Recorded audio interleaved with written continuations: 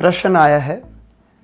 ये प्रश्नकर्ता अपना नाम बताते हैं कि गुरुदेव, मैं गोरखपुर की रहने वाली हूँ, बड़हलगंज, सुनीता देवी।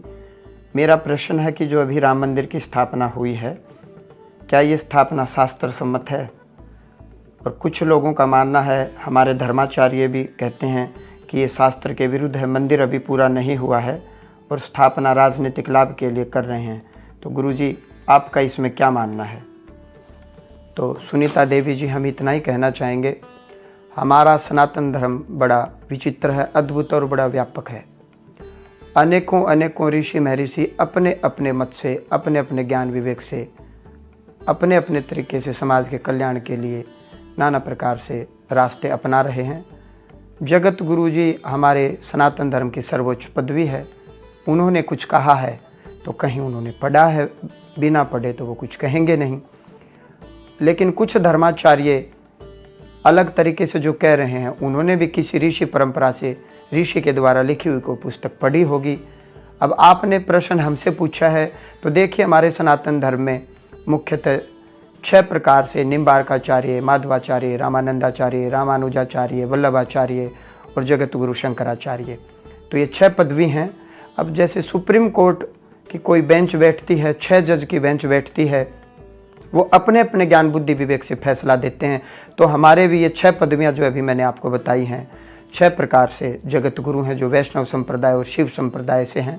तो इसमें जगत गुरु जो शैव संप्रदाय से हैं, अपने अभिमुक्तेश्वरानंद जी या निश्चलानंद महाराज जी, और 2 और द्वारका पीठ के हैं, और एक अपने दक्षिण भारत से हैं, वो अपने मत से ठीक कह रहे हैं। और रामानंदाचार्य जी के जो संप्रदाय के जो जगत गुरु हैं, वो भी अपने ज्ञान बुद्धि विवेक से ठीक हैं। आपने हमसे पूछा तो हम इतना ही कहना चाहेंगे, रामचरितमानस भी जब आप पढ़ते हैं, उसमें भी प्रमाण आता है कि भगवान श्री राम जब लंका पर चढ़ाई करने गए तो उन्होंने दक्षिण भारत में रामेश्वरम में भगवान शिव के निमित्त पाठ पूजा की, शिवलिंग स्थापित किया। तो उन्होंने कोई मंदिर नहीं बनाया था, केवल शिवलिंग स्थापित किया और मृत्तिका, बोले तो मिट्टी का, बालू का शिवलिंग स्थापित किया। तो उस समय कोई मंदिर पहले वहाँ नहीं बनाया गया था। इसके अलावा आप कलयुग की बात करते हैं तो सोमनाथ मंदिर में भारत के प्रथम राष्ट्रपति के द्वारा वहाँ प्राण प्रतिष्ठा करवाई गई, जीर्णोद्धार करवाया गया, शिवलिंग स्थापित करवाया गया, लेकिन शिखर तो बाद में बना है। तो मेरे ज्ञान से, मेरे बुद्धि विवेक से जो यहाँ हो रहा है, रामानंदाचार्य जो जगत गुरु हैं उनकी देख रेख में हो रहा है। उन्होंने मुहूर्त भी निकाला है।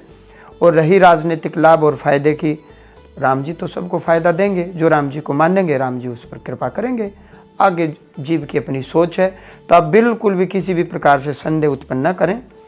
बात जगत गुरु ने भी ठीक कहा, रामानंदाचार्य ने भी ठीक कहा, दोनों ने अपने अपने ऋषि परंपरा से अपनी अपनी पुस्तकें पढ़ी हैं। लेकिन जब तत्व से देखेंगे तो कहीं भेद हमें दिखाई नहीं देगा। आशा करते हैं हमारी बात आपकी समझ में आई होगी।